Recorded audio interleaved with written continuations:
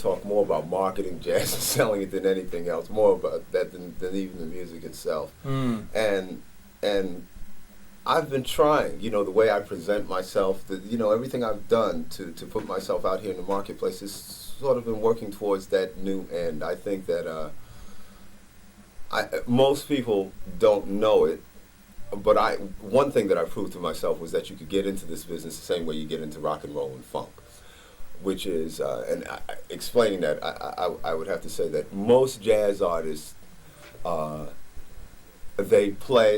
they become a sideman, they pay their so-called quote-unquote dues in the hope that eventually some kind, major or minor record person will walk up to them and say, hey, let me give you a deal.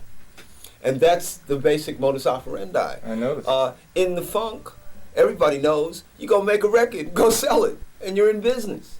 And that's how I made my first record. That's because I did not want to go through when I said, okay, I want to have a band, the only process that was there was for me to sort of run around and start playing with people and talk to people and see if I could drum up some interest in a deal. And I said, you know, I'll bet you I could make a record that will make any one of these record companies sign me. And once they sign me, I'm in business and I've got a band. And so that's the way I approached that. And beyond that, the next thing I wanted to prove to myself was that this whole crossover thing, which is a good thing to me, for my money has only been achieved 1 or 2 times. The rest of what has been called crossover has really been this thing we call fusion. And fusion has not fared as well as, although in some ways it has made more money than straight ahead jazz, but in many ways it doesn't have any of the validity that either rock and roll or jazz or even P-Funk for that matter has. And I think, and this is my, you know, goes to the issue of who I am. I really grew up with my father, and I really grew up with Jimi Hendrix, and I really grew up with John Coltrane and Charlie Parker, and I really grew up with Fats Domino and Elvis Presley, you know, and I really grew up with Miles Davis, with Coltrane and Cannonball and those guys, but I also really grew up with the Temptations, you know. And I think that was very evident in how I got in the business in the beginning. I came in as an R&B cat, and it was strange to everybody except my father and the people around me, because I was really a child of my times, you know. And so I have always been a blend of both of these worlds. Musically, the way I function, I'm a street cat. I mean, I was growing up on 63rd Street and Amsterdam Avenue, and on Prospect Avenue in the Bronx. That's where I was living. I was going to school in Darien, Connecticut. Really? You know, I didn't know that. That's it's always been my life story. I've always had 2 feet in 2 worlds. You know, I think what allowed me to do it was this enormous credibility that my father had attained as a jazz artist. All of a sudden, I was accepted in another part of the social set, but I was from the ghetto. You know. And I've always been, like I said, I listened to Thelonious, and then I listened to the Temptations. You know, I had the inner city radio blasting at me in the 1960s with Baby Love and all that, just like every other inner city kid, you know. So it's always been part of me, and my first records, my funk records, definitely had leanings towards some sort of other place other than just pop, you know. And in fact, the last funk record I made, which was for Manhattan Records, the last tune on that record is a tune in tribute to my father, and hopefully myself and my son. It's called Thelonii, the plural of Thelonious, right? Which was a totally instrumental tune, which was totally different from the rest of the record, you know. So I've always leaned in this place, and when I started making, you know, the whole doing my whole straight ahead thing, there are a lot of people who remember me as T.S. Monk, dance artist. There are a lot of people who said, well, are you ever going to do that again? You know, and I had a lot of interviews with people asking me about that part of my life, and which I'm very proud of, which I love. Had a good time. I'm proud to say that I had one of the last bands in the era of funk, because after about 1983, all the bands were gone and everything became computers. And ever since then, it's been computers and samplers, but I came up in a circle of bands like Confunction and Clear and Sky and Kool and the Gang and Slave and all those people. And it was a good time for me. So musically, if you listen to my records, most people notice when they really listen, they say, well, your drums don't really sound wide open like a Max Roach or an Art Blakey, even though you're playing that kind of stuff. Mm-hmm. Your drums have more of a tighter kind of funk, kind of thicker, kind of almost rockish kind of sound. That's because I've always been this blend, I've always told people that T.S. Monk Band, I want us to come across like a cross between Art Blakey and the Jazz Messengers meets Blood, Sweat, and Tears. That's always been, you can look 10 years back in interviews with me, and I've always said that. So the reason I'm so excited about this record is because I was signed by a record company with some fabulously imaginative people, I believe, who I came in the door and I said, listen, I've got a plan. The plan begins with this project, this Monk on Monk project. Mm-hmm. Actually, that's the second phase, or the end of the first part of the plan. Mm-hmm. The first part of the plan was everything I did on Blue Note, and establishing who I am and myself as a band leader, and not dealing with my dad and just know, man, he just got a badass man. That's just what he's got, right? And then the issue of Dad, culminating in the issue of Dad. And I did that. Now, when I laid the plan, I said, now, for me, where I want to go next, my next record is not going to be a repeat, because I've done that. I've been there. And I believe that to survive in this business, particularly in jazz, you got to keep changing. You got to keep doing something different. That's what we're supposed to be all about. That's the whole point. That's what I was brought up on, and I am of the cloth and can do nothing else. So I got to go that way. So my plan is to now find that middle ground between where I started in 1980 with Bon Bon V and where I am today with Monk on Monk. And my joy, my artistic Valhalla is somewhere in the middle. And that's where I also think the biggest money is for me. I also think that is where I will reach the broadest number of people, because I can speak in all these different tongues. Essentially, I can crosstalk.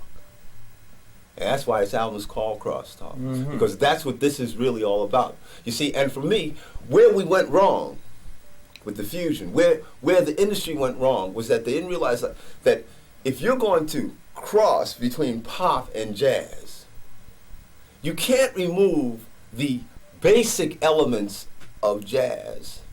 Now, the basic elements of jazz have as much to do with the sound as it has to do with the intellect of what's being played.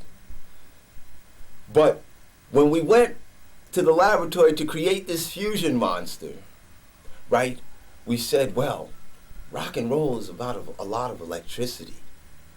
So we got to dump a lot of electricity into this new monster to sell it to everybody. And we ended up getting the measure wrong. And so most of the crossover records that you hear cross over musically, but they don't cross over ear-wise, because they take a whole new, but they've replaced the acoustic piano with the electric piano. They've replaced the acoustic bass with an electric bass.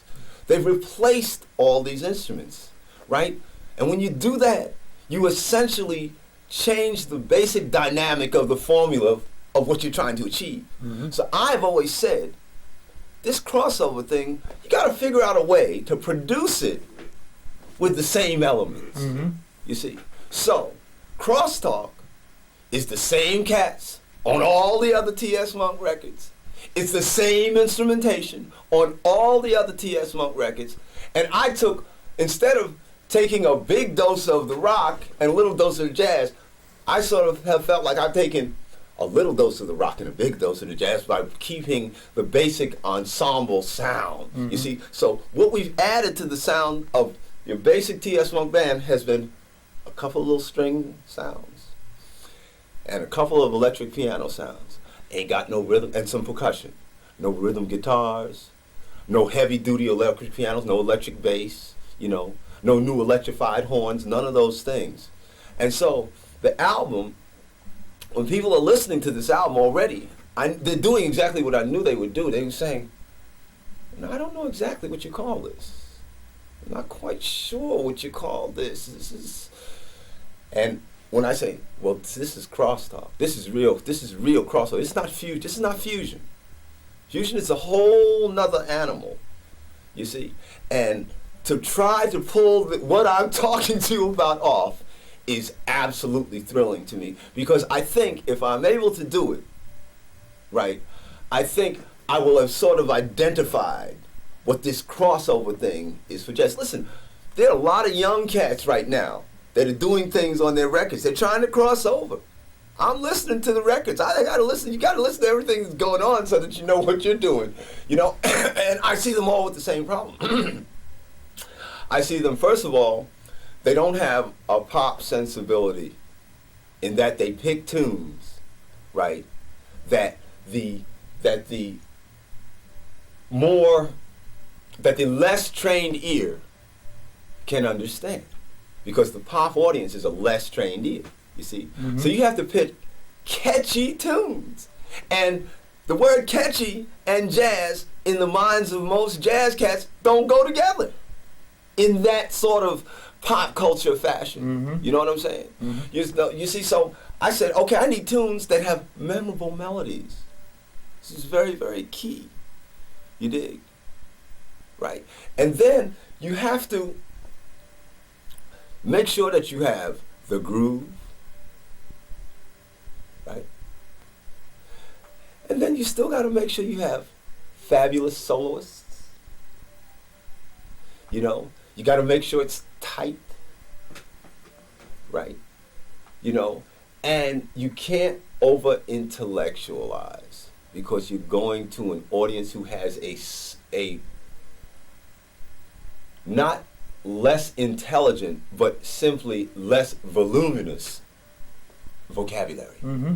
You see, and these are the things that I see missing when I listen to fusion records that are directed at this so-called crossover type of thing, And I've just said to myself, wow, that's really what I am. I'm really a crossover guy. I sing, on my record. I love singing.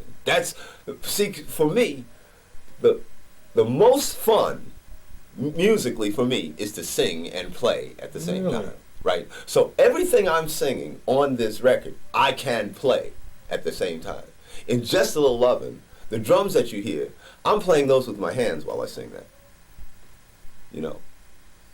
In Somebody Buy Me a Drink, I'm playing the drums. Why? I can sing that and play that exactly like I sing, because that's what I love doing, you see. And to me, that's the crossover musically for me. And it's to stay on the drums, see. You're never going to see T.S. Monk getting up and standing up. I ain't a stand-up singer. I'm a sit-down drumming singer, The same pedigree as Mac Fleetwood and Phil Collins, and cats like that, which is a different thing. To me, that's a talent. Ain't a lot of cats that do that. A lot of cats that play drums. A lot of cats that sing. The last cat to sing and play at the same time in this music was Grady Tate. You dig? Yeah. And everybody was thrilled because he was a singing drummer. Where Grady went wrong, and we'll have to cut this out of the video, but I want to tell you where Grady went wrong. The mistake he made was he got up off the drums and started singing, you see. And once he got up off the drums, all of a sudden he was competing with Bobby McFerrin, with Al Jarreau, with Joe Williams. You dig what I'm saying? See, I'm not in a competition with that. I'm funning. Right. I have a lot of fun singing and playing, and that's something to really watch. I think if somebody watched me sing that song and play that song at the same time, they'd say, "Wow, that's different." So that's a product. That's a crossover. I also know that, like I said, I came from 63rd Street and San Juan Hill and Darien, Connecticut at the same time. So my voice is very universal. I know it's very difficult, if you listen to my vocal, to figure out, if you don't know me and don't know anything, it's hard to say, is that a black guy? Is that a white guy? Is that, what nice sounding voice. Everybody understands it. Mm-hmm. So all these things, really, you know, I've been able, one of the reasons that the Monk Institute has been successful has been my ability. I'm one of the cats, certified, bona fide, you know? But because I went to the schools I went to, I can talk to corporate America like 99.9% of the jazz community cannot. Mm-hmm. And that's another crossover in my life. So see, this record really, you know, Carl said something to me that was very interesting. He said, you know, Thelonious, man, this is your breakaway record. I said, what you mean breakaway? He said, this is the one where you break away from your father. You know. And I thought about it. I said, you know, this is, because this product here is going to be really me, you know, without, you know, because everybody views me sort of still through the glasses of my father, mm-hmm. but with his tint. Mm-hmm. And hopefully, with this record, he will view me through my father's influences, but not through the tint of his glasses. Because, you know, I'm really a different animal. Not as nearly as important, but definitely a different animal. I was brought up that way. He wanted me to be that. Mm. And so I sort of think that, and obviously I have very good self-esteem, high self-esteem, and good self-confidence, because I believe that I can crack this nut. I believe mm-hmm. that this is a market that's sitting there. There are a lot of people. There are a lot of people who like the concept of smooth jazz, but don't like a lot of the music that they're hearing because it's not being played by the right people. Who, if you figure, if it's, how come this guy, I hear they're calling this smooth jazz, but this guy has no jazz background at all, you know? There's all kinds of credibility problems, you know? So, here I got the credibility. Mm-hmm. You know, if you like, oh, can he really play? Well, just go see, go back 2 albums, 3 albums, 4 albums, 1 album. You want to know if you can play hardcore? Is he really? Oh, he grew up studying with Max Roach. He did. I don't hear it on this record. I kind of hear it. Is it real? Go check out his other records. I mean, all those things, you know. So I bring that to the table. I also bring the pop sensibility because I know how to pick the tunes. I also mm-hmm. bring the production skills because I know how to produce these instruments and make them sound as big as the instruments that have been substituted. Mm-hmm. See, that's the reason. The reason that the fusion crowd substituted the electric bass, because they want a bigger sound, and they didn't know the technology wasn't able 20 years ago to get that electric bass sound. They said, oh man, well look, just play the electric bass. And then we as musicians started saying things, you can't get that thingamajig out of it. And we said, but okay, but we've sacrificed this to get that. So we need the bigger sound to compete with the rock. Mm-hmm. So we're gonna have to give up those subtleties mm-hmm. of jazz. And it's the subtleties, you see, that make jazz. You know, this record has an enormous amount of dynamics on it. That's jazz. Jazz is about a lot of dynamics. Pop and funk is about straight lines everywhere. Straight lines everywhere, you know? Oh, don't let the sound of that snare drum go down. Oh no, that's the sound. It's right there. It's at 87 dB, and I want every single damn snare drum beat on that record to be at 87 dB. You know, so there's the jazz elements are the sensitivities and the sensibilities, mm-hmm. right? That come from Monk, from Duke, from Benny Carter, from all these great writers who wrote the kinds of tunes that we in the industry call copyrights, that everybody wants to record over and over again, generation after generation after generation. The writers on this record are the same writers I've been using all along. We got James Williams, you know? I got Walter Davis Jr., you know? I got Don Sickler, you know what I'm saying? Rogers Grant, you know? I mean, these are substantial jazz writers, and a lot of people don't know that there's a tremendous wealth of this so-called crossover music that has not been dealt with seriously the way I'm dealing with it. And if it were more often dealt with seriously, you get the last producer to really deal with the genre, I believe, was Creed Taylor and CTI Records. And that's why those records are so popular. And that's why so many of those records are heart and soul of a lot of what we call smooth jazz, because the artists were credible and they were recorded different kinds of. I mean, if you listen to Wes Montgomery's Day in the Life records like that are fantastic. That's a crossover record. And if you like the Beatles, you're gonna love that record. And if you like Snoop Doggy Dogg, and you can sit on your butt long enough to listen, you'll like that record too, you know. And if you like Grant Green and Kenny Burrell, you'll like that record too. That's crossover. And when you listen to records like that, you know, a lot of the essential elements of jazz were there. The string bass, you know, Grady Tate playing drums, you know, real drums, but they were recorded with more echo and rounded tom-town sound and a bigger sound, and all those things. That's what the crossover is. So you're saying first artist to make it your signature on the bandstand. Yeah, because I'm grooving on the possibility, right, of playing a tune like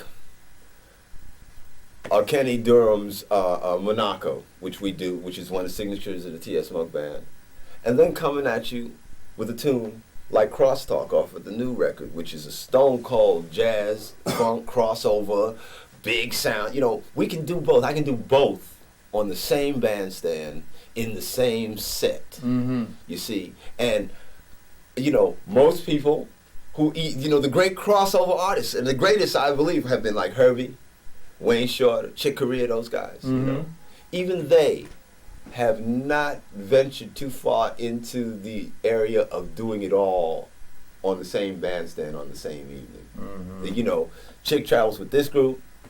He's got his Latin thing, he's got his electric thing, he's got his acoustic thing, you know, Herbie's got his, you know, that kind of thing. You know, what I'm looking to do is to just do what I do. I like to play. I want to play you Monk's Dream, right? And then I want to play you the Black Hole off the new record. And I want to play them to you maybe back to back. And I want you to sit there and go, I ain't never heard no band do nothing like this. This is unbelievable. I mean, you know, so it all goes to the issue of a product too. I'm continually trying to reinvent myself in that. About 2 years ago, I realized that for some reason, I've ended up in some very rarefied air as a drummer band leader in jazz. I am now in my 6th, going on my 7th year of being exclusively the leader of a sextet every minute.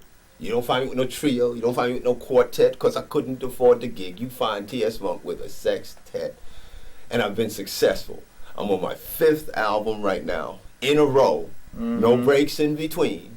You know, and when I think of the artists that I join, it's Sid Catlett and Chick Webb, Gene Krupa, Max Roach, Art Blakey, and Roy Haynes.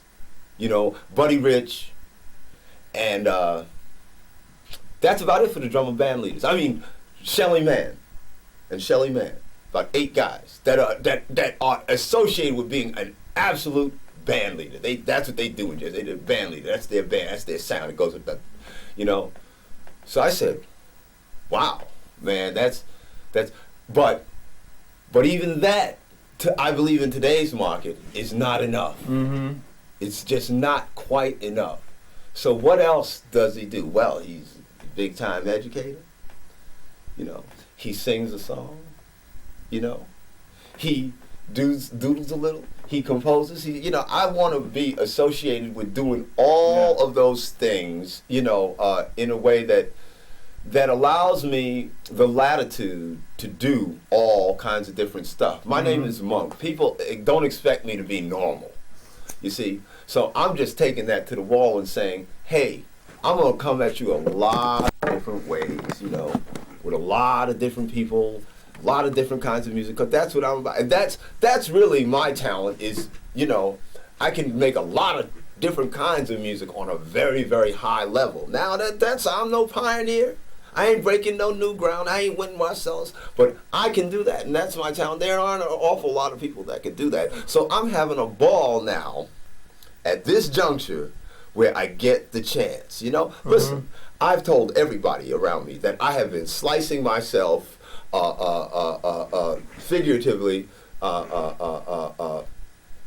with razor blades for the critics ahead of time when they hear this record, because I can see, I can imagine a very bad reaction from all these critics who I've become the darling of. I've been a darling with the critics. I haven't had one critic say anything bad about me in 6 years, almost 7 years. Nothing, not a word. 5-star reviews for every gig, every record, everything. You know, but we have a tendency to like people as who we see them, and then we have a tendency to perceive that that's who they are. Mm-hmm. And when they say, well, that's not exactly all of me, we don't often react good to that, you know. Now, I'm sort of taking license and taking a chance because I'm, again, in another rarefied group of artists that have had the opportunity to switch from one genre to another and suffer no real consequences of it. Most of the time, when you say you come out as a funk artist, don't ever even try to do anything else in pop, much less try to become a jazz artist, you know. So I'm saying the folks allowed me, my fans allowed me to do that. Let me see if, I think I want to lead them to a new place they might kind of dig. Let me see if they'll follow me. Now, they very well may not. This record could fall on its face. People could say, oh, man, what the hell is Monk doing? He ain't swinging. He had what happened to the Ghost of Dizzy and the Ghost of Charlie Parker and all that? You know, he's a turncoat. I mean, I saw how they reacted to Miles. I ain't forgot. I was there. I saw how all these people who claim they love Miles, you know, and everything he did was cool, and he's just so hip. All of a sudden, he comes out with Bitches Brewing off the corner, and he ain't hip, and he ain't cool no more. He's a turncoat, and he's a this, and he's a that. So I don't know how people are going to respond to this, because, like you said, when you put this record on, based on my history as a jazz artist, you said, oh. Now, you said it was a pleasant surprise. I hope that most people do that. But I'm not guaranteed. Tomorrow's guaranteed to no one. No one's guaranteed that it's going to be that way. So, but I'm prepared for this. I've obviously, I now see that I prepared my whole musical life for this record. Okay. Let me, just a few words on the players. Yeah. Don Sickler. You guys have been collaborators for a while. For a while. And let me tell you, he was key. He was absolutely key in picking the tunes, because he just happens to work with a number of these writers that I was looking for, that have the kind of material I was looking for. I think I would have had a great deal of difficulty finding the material, looking in the so-called normal places for fusion or jazz funk or whatever you want to call it, those kinds of things, you know. So that was really, really absolutely critical. And also, you know, once again, we sat down and he did a marvelous job of arranging, you know, and keeping the sound of the T.S. Monk ensemble intact. I mean, that's critical too. Again, you know, going to the issue of this crossover thing. If you're crossing over, if you're cross talking, for me, you got to have feet in both camps. You can't be, you know, have both feet in one camp and your heel and his foot back in the other camp. No, it's both feet squarely in one camp. And Don did a fabulous job of making sure musically I was able to do that with the tunes. Bobby Porcelli. Bobby Porcelli, you know, it's wonderful to have him, because Bobby is one of the most fantastic soloists that I've ever heard. And great soloists have the ability to make a story, no matter whether they have 8 measures to deal with, 3 choruses to deal with, or 2 choruses, 2 measures to deal with. So that becomes critical in making this kind of record, because in this kind of record there are a lot of places where you don't have an extended solo. You have there are more smaller solos, and when you reduce the available amount of time for a solo, if you don't have great soloists, guys don't play the right thing. But he tells a beautiful story, whether you say, Bobby, you got 1 measure to tell this story or 2 choruses to tell this story. So, and you know, he's been with me from the beginning, and I wouldn't give him up. Willie Williams. Willie Williams is a fantastic, you know, because I think for this kind of record, I think the tenor saxophone is an important part of what is perceived as a smooth jazz sound. And Willie, if you don't know it, Willie came up in the sound of Philadelphia. He was there with TSOP on Teddy Pendergrass records, so he came up in that world, you know. He knows, he grew up under George, under people like Grover Washington. You know, he grew up with the sound of King Curtis and really developed into Arthur Taylor's Wailers and T.S. Monk Band, that kind of thing. So, you know, for this kind of record, he too brings a pop sensibility to the tenor saxophone with all of that Coltrane, Dexter Gordon, Don Byers, Ben Webster stuff, he has that too, but he knows how to frame those elements in a pop context. And most of the guys that play sort of funk tenor don't have that vocabulary. John Gordon. John Gordon is a pleasure to have him as a guest on this record, because John is one of the most fantastic young alto players out there, and it's been my first opportunity to have someone who was validated by the Thelonious Monk Institute as one of our winners. I wanted to further validate him and say, anybody that, these young people that participate in our competitions are first class, top drawer, and if you're telling me I'm world class, first class, top drawer, then he should be able to hit it with me. And I wanted to just show people that that's where he's at.